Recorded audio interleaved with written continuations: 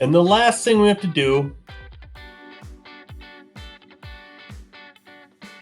right here, I'm going to go over to select as well.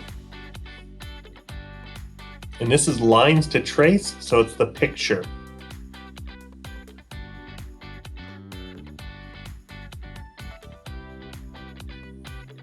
And hit OK. And like I said, this takes a little bit of time. So now I'm going to right click on this and I'm going to hit simulate. And I can hit play on simulate. And this is that first part that's not going to happen on yours.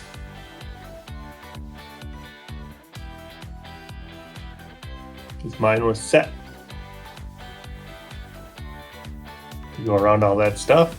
And there it went through all the text. And if you see it going around all these circles, you know there's a problem. Email me and we'll get that set up and fixed up. And then we're happy with what this is going to look like. Hit close.